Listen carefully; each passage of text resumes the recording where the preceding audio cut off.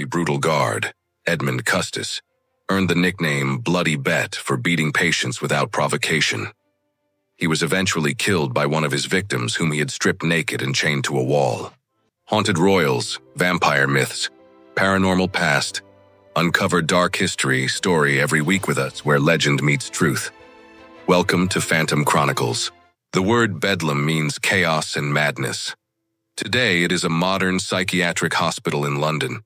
But if you were unlucky enough to be sent there in its earlier days, you would know why its name is synonymous with madness even today.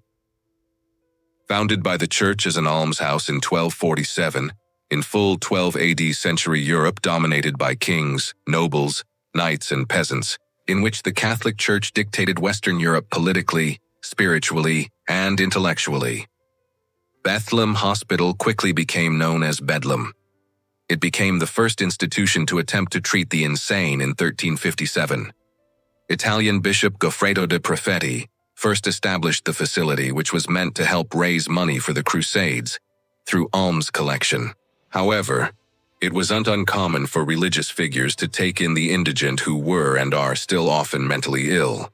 It is unclear when the facility shifted its focus exclusively to treating the mentally ill, but by 1330 it was referred to as a hospital, and by 1377 it was known primarily as a home to the insane. Even though chronologically from 1200–1500 century, the mentally ill were addressed to and seen as mad people, which equated to sin, demons, witchcraft, and were treated by church rituals, and from 1500–1600 century was characterized by witch hunts, confinement, early medical texts. So saying that Bethlehem has been referred to as a hospital between 1330 to 1377 is inaccurate. However, Bethlehem has now been home to the mentally unwell for over 6 centuries. But for nearly all those years, its inmates survived in conditions of almost unimaginable horror, filth, and abuse.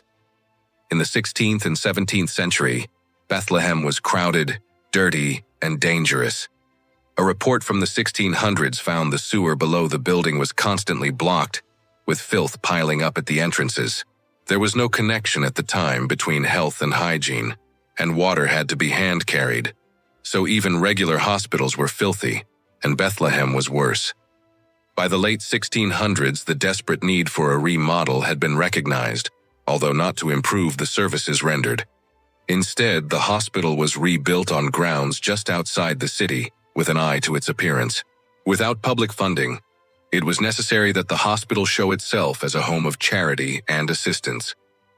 Bedlam's new design came from Robert Hooke, a city surveyor, and included Corinthian columns and a cupola-topped turret. The facade was inspired by Louis XIV's Tuileries Palace in Paris. It also overlooked formal gardens with tree-lined promenades. However, the inside of the hospital displayed itself for what it truly was: broken. The beautiful ornate exterior was far too heavy, causing the back of the building to crack. The walls ran with water whenever it rained. Built on rubble, the foundations of Bedlam soon began to collapse as well. It is also during the 17th century that the infamous asylum began to inspire numerous Jacobean dramas and ballads. The hospital was used to explore the meaning of insanity and who had the power to decide who was sane. In The Honest Whore, Part 1, Bedlam was first used as a stage setting. As the best-known and largest asylum, Bedlam's reputation as a hellhole became a self-fulfilling prophecy. The more infamy it accrued, the worse conditions would get. At this point, the hospital was running out of funds. With no regular income, the food provided to patients was insufficient and often old. They were forced to steal their meals, leading to fights among them and with the hospital staff.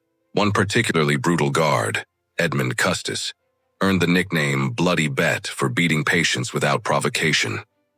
He was eventually killed by one of his victims whom he had stripped naked and chained to a wall. Bloody Bet had stolen a blanket from the patient, and when he asked for it back, Custis beat him. The patient lost his mind and tore off Custis's head. Although an act of murder, the jury decided the man had not been of sound mind and acquitted him.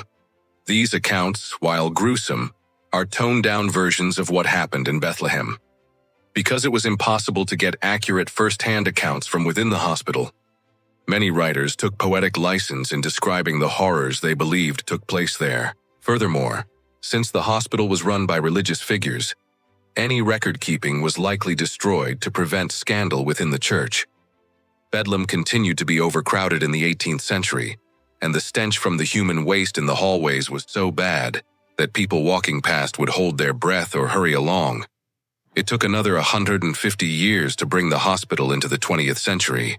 Finally, in 1930, the Mental Treatment Act brought about some reforms. While the old Bedlam building was demolished, the asylum lived on under a new name. What do you think about this topic? Let me know your thoughts in the comments section, and please subscribe. Thanks for watching.